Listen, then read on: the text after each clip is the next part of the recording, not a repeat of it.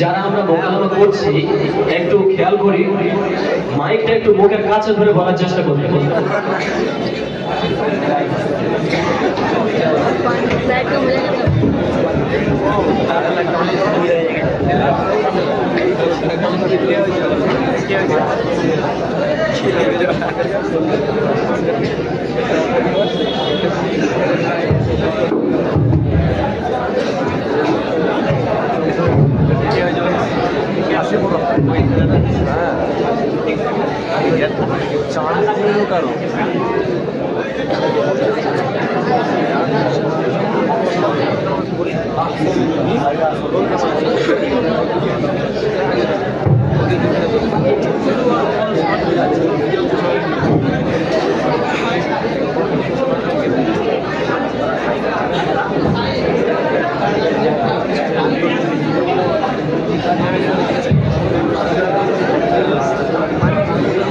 আসসালামু আলাইকুম ওয়া রাহমাতুল্লাহি ওয়া বারাকাতুহু।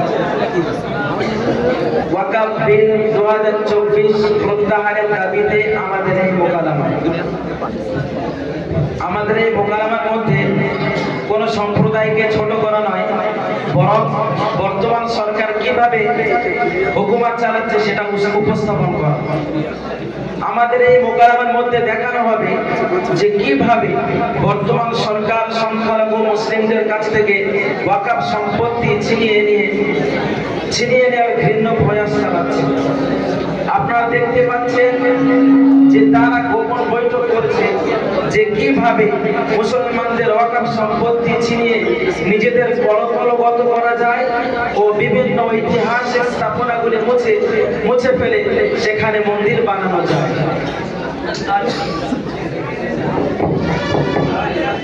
আজকের আমাদের আলোচনা হবে দেশের অর্থনীতির ব্যাপারে। কেন আমাদের দেশ তো অর্থনীতির দিক থেকে আস্তে আস্তে উন্নতির শিখরে পৌঁছে যাচ্ছে, তাহলে এই বিষয়ে আবার আলোচনা হবে কেন? হ্যাঁ, উন্নতির শিখরে তো পৌঁছে যাচ্ছিল, কিন্তু বর্তমান দেশের অর্থনৈতিক অবস্থা অত্যন্ত শোচনীয় এবং দেশ ঋণগ্রস্ত। কি ব্যাপার? আমাদের দেশ ঋণগ্রস্ত মানে? আমাদের দেশের অর্থনৈতিক উন্নতির বিষয়ে আন্তর্জাতিক মহলে আলোচনা হয়। দেশ ঋণগ্রস্ত হবে না তো কি হবে? 2020 সালে যেই দেশের অর্থনৈতিক উন্নতি ছিল 20.6%, সেই উন্নতির অবনতি হয়ে বর্তমান 2024 সালে এসে দাঁড়িয়েছে 9.6%। তাহলে ভাবুন, দিন দিন যদি এমনই ভাবে অবনতি হতে থাকে তাহলে দেশের উন্নতি কিভাবে হবে? বাকবিতণ্ডা বন্ধ করুন। দেশ কিভাবে ঋণমুক্ত হবে এবং অর্থনৈতিক উন্নতি লাভ করবে সেদিকটা ভাবুন এবং নিজেদের মূল্যবান মতামত পেশ করুন।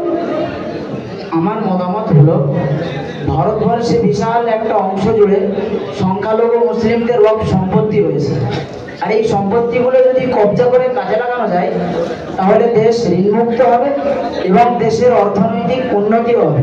আপনাদের মতামত? আমি ভাবছি যে ভারতবর্ষের যত ঐতিহাসিক স্থাপনাগুলো রয়েছে, যেমন তাজমহল, দিল্লির লালকেল্লা, কুতুব মিনার, জামে মসজিদ, এগুলো সব মুঘল সম্রাটের আমলে মুসলিম বাদশাহগণ তৈরি করে গিয়েছেন।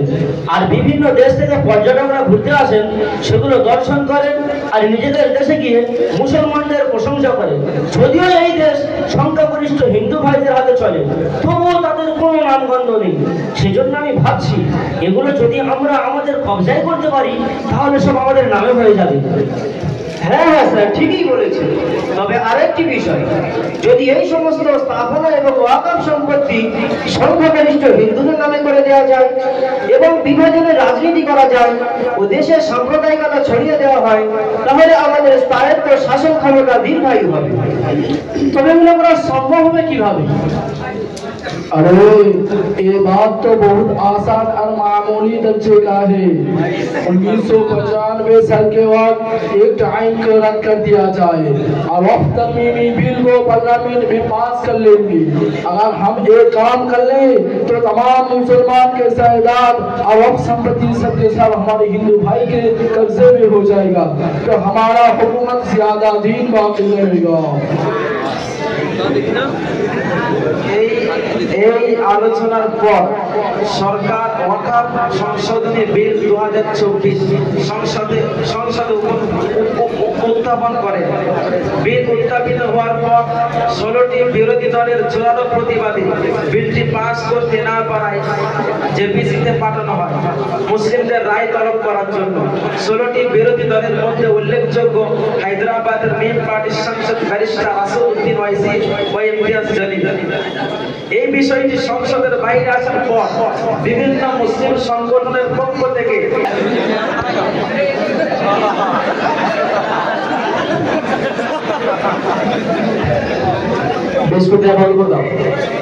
সাউন্ড কমালে যাবে।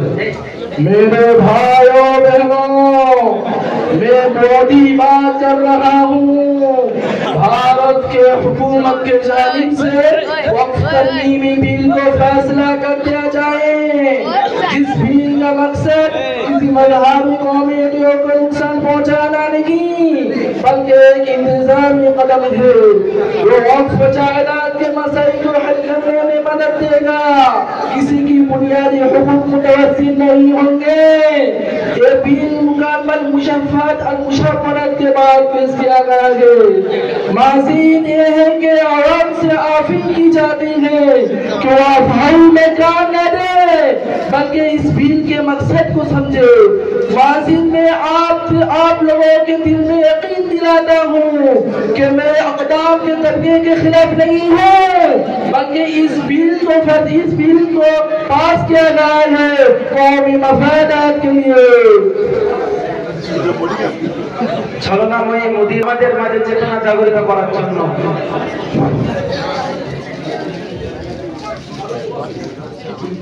अस्सलामु अलैकुम व रहमतुल्लाहि व बरकातुहू। मैं असादुद्दीन ओवैसी तमाम मुसलमानों को मुखातब करके कहना चाहता हूँ कि जो अभी पार्लियामेंट से जो मैसेज आप लोगों के दरमियान पहुँचा है और जो बयान मोदी सरकार ने की है ना, वो सरासर एक साजिश है जो वक्फ इमलाक को कमजोर करने की एक कोशिश है, जिससे मुसलमान के मजहबी तमद्दुन और माशराती इदारे मुतासिर होंगे। ऐ मुसलमानों, अपने हुकूक के तहफ़्फ़ुज़ के लिए मुत्तहिद हो और सियासी बेदारी पैदा करो। वक्फ इमलाक सिर्फ ज़मीन के टुकड़े नहीं बल्कि उनका ताल्लुक मुसलमान की दीनी तालीमी और समाजी और सनात से है। ये वक्फ इमलाक हमारे बाप दादा और बुजुर्गों अकाबिरीन की दी हुई अमानत है। अगर हम इस अमानत को हिफाजत ना करें, अगर हम इस अमानत को ज़ाया कर दे तो रोज़े क़यामत के दिन इसके बारे में हमें जवाब देना पड़ेगा। वक्फ इमलाक मुसलमान की आईनी हुकूक के खिलाफ वर्जी है। ऐ मुसलमान नौजवानों, आपको आगे आना होगा, आपको आगे आना होगा और अपने इलाकों में बेदारी की मुहिम चलानी होगी और वक्फ की हिफाजत के लिए कानूनी और आईनी जराए इस्तेमाल करने होंगे। ऐ मुसलमान नौजवानों, तुम तो अभी तक सो रहे हो, कब बेदार होगा, कब बेदार होगा? बेदार हो जाओ, सबके सब बेदार हो जाओ और सामने आ जाओ।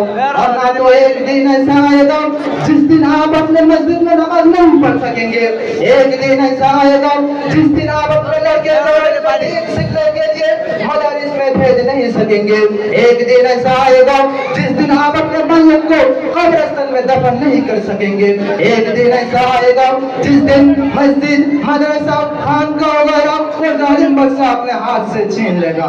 चंचे मुसलमान नौजवानों, सबके सब बेदार हो जाओ, सबके सब बेदार हो जाओ, सबके सब बेदार हो जाओ और सामने आ जाओ और इस तरमीमी बिल को रद्द करने पर पूरी तरह से मुखालिफ बन जाओ। सबके सब बेदारगी का सबूत दो ऐ मिल्लत इस्लामिया के मुसलमानों। বিশেষ ঘোষণা পশ্চিমবঙ্গ রাজ্য জমিয়তে উলামায়ে হিন্দের ডাকে এক প্রকাশ্য সমাবেশ। স্থান জামিয়া ইসলামিয়া মাদাহিরুল উলুম কনকপুর মাদ্রাসা প্রাঙ্গণ। তারিখ 26শে ডিসেম্বর 2024 বৃহস্পতিবার রাত 7 ঘটিকায়। এই সম্মেলনের সভাপতি হিসেবে থাকবেন জনাব হযরত মাওলানা সিদ্দিকুল্লাহ চৌধুরী সাহেব। নারে তাকবীর, আল্লাহু আকবার, নারে আল্লাহু আকবার। জমিয়ত উলামা জিন্দাবাদ। 2024 সালের সংসদ বিল বাতিল করো, বাতিল করো, বাতিল করো। 2024 সালের সংসদ বিল বাতিল করো, বাতিল করো, বাতিল করো। আমাদের পদে পদে যোগ দিন, যোগ দিন, যোগ দিন, যোগ দিন। জমিয়তের ঝান্ডা নিয়ে এগিয়ে সবাই চলো, একসাথে সব জড়ো হয়ে ওদের দাবি তোলো। নারে তাকবীর, আল্লাহু উলামায়ে হিন্দ জিন্দাবাদ। সিদ্দিকুল্লাহ চৌধুরী জিন্দাবাদ। ওয়াকাবি মানছি না, মানবো না, মানছি না, মানবো না। আপনারা শান্ত হন। এখনই আপনাদের সম্মুখে বক্তব্য রাখতে আসবেন জনাব হযরত মাওলানা সিদ্দিকুল্লাহ চৌধুরী সাহেব।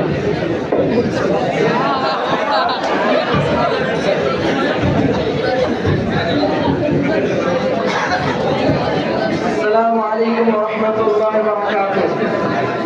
আপনারা ইতিপূর্বে জমিয়তের বিভিন্ন সম্পাদকদের মুখ থেকে বিভিন্ন আলোচনা শুনেছেন। এখন আমি ওয়াকফের উপরে গুরুত্বপূর্ণ আলোচনা করব, মনোযোগ দিয়ে শুনবেন।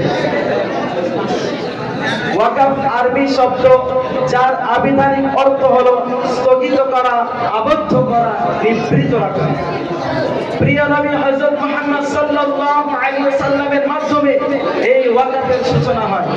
মুসলমান পৃথিবীতে যেখানেই বসবাস করে সেখানেই তারা মসজিদ, মাদ্রাসা, খানকা, কবরস্থান সহ বিভিন্ন জনকল্যাণমূলক কাজে ওয়াকফ করে থাকে।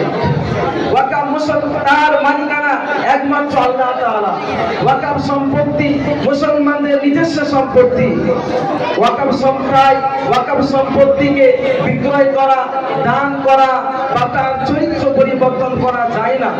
বড় দুঃখের বিষয়, এই সরকার ক্ষমতা আসার পর থেকে বেশ কয়েকটি টার্গেট বাস্তবায়নের নীল নকশা হাতে নিয়েছিল।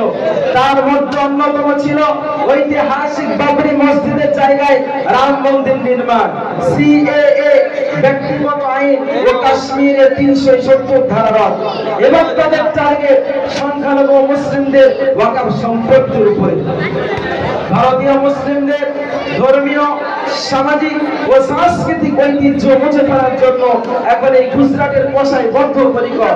সেই জন্য কখনো কখনো দেখা যায় আমাদের প্রিয় নবী হযরত মুহাম্মদ সাল্লাল্লাহু আলাইহি ওয়াসাল্লামের সম্মানের বিরুদ্ধে কুরুচিকর মন্তব্য করতে।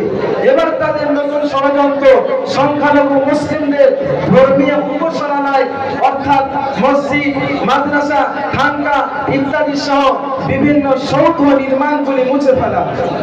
সেই পূর্ব পরিকল্পিত চক্রান্ত বাস্তবায়ন করার জন্য 1995 সালের ওয়াকফ অ্যাক্ট আইনকে ধ্বংস করতে চলেছে। সংসদে 40 পাতার সংশোধন এনেছে। যদি এই বিল পাস হয়ে যায় তাহলে ওয়াকফ সম্পত্তির সমস্ত ক্ষমতা তাদের হাতে চলে যাবে। স্টেট ওয়াকফ বোর্ড বলে নামে থাকবে, কিন্তু কাজ করার কোন রকম ক্ষমতা তাদের হাতে থাকবে না।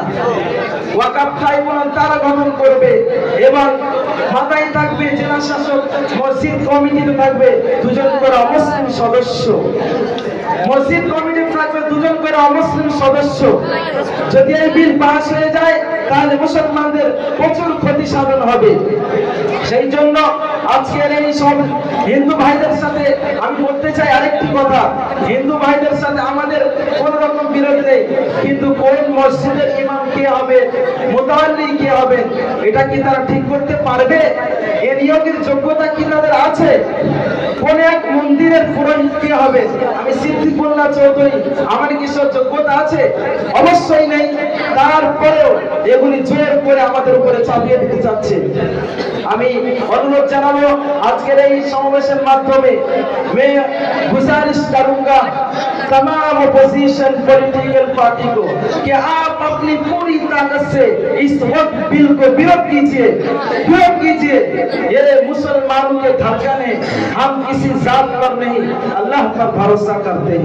हिंदुस्तान एक सेकुलर मुल्क है। कॉन्स्टिट्यूशन में हमको आजादी दी गई कि हम जमीन खरीदेंगे, वक्फ करेंगे और इदारा कायम करेंगे। आप कौन होते हैं लाल साहब हमारे वक्फ की जमीन को कब्जा करने वाले?